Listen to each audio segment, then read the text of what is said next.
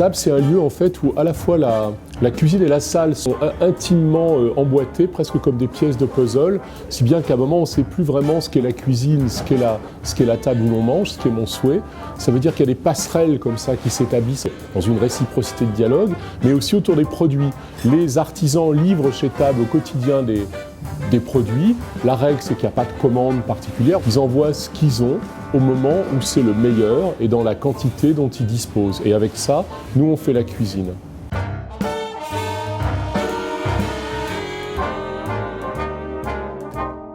La cuisine de table, elle essaie de respecter au maximum le vivant.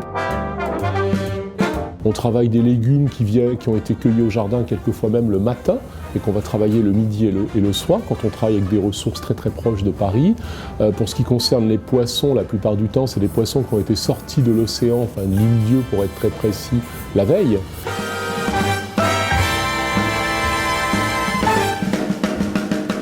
J'aime beaucoup la cuisine où on est d'abord dans une élaboration de la pensée et puis dans un geste plutôt simple, plutôt harmonieux et dans un geste de don comme ça, on porte le produit à l'assiette de celui qui va la manger.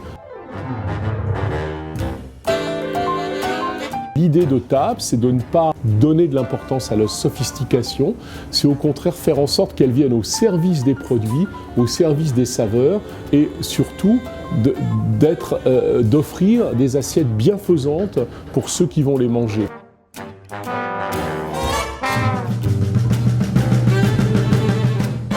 Qualité des chronies, les couleurs doivent être toujours formidables dans les assiettes parce que c'est la couleur qui met en appétit.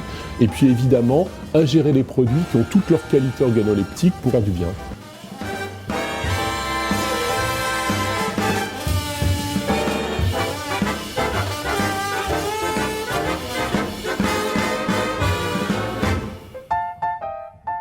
Un bon produit, c'est pas uniquement un produit savoureux.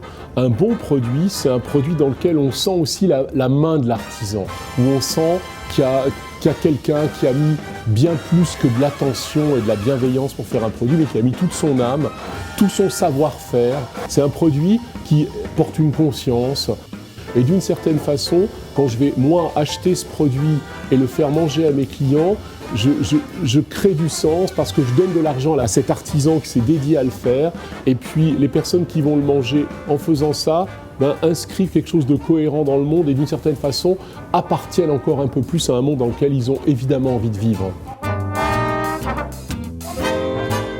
Pour élaborer Table, j'ai passé pas mal de temps en réalité. Peut-être même que ça avait commencé quand j'étais tout petit et quand je m'intéressais à aller ramasser des herbes dans les fossés avec ma grand-mère ou faire un petit jardin. Et puis peut-être qu'effectivement, c'est né d'une lecture dont j'ai évidemment pas eu le sens quand je l'ai lu, qui est L'homme qui plantait des arbres de Giono, et dans lequel cet homme-là, qui passe ses journées finalement à ramasser des glands, et va passer ensuite, en même temps qu'il les ramasse, passer le reste de la journée à les planter. Et qu'est-ce qu'il fait d'une terre hostile et non fertile, aride, il en fait évidemment la terre la plus riche et la plus luxuriante du monde. Et c'est vrai que quelque part, c'est ce qui m'a guidé pour l'esprit de Table en disant d'abord, moi je veux donner un lieu à tous ces gens qui passent leur vie à essayer de faire des petits mondes luxuriants, chacun à leur niveau, et leur donner un lieu pour que ce paradis-là existe dans la bouche de ceux qui voudront bien.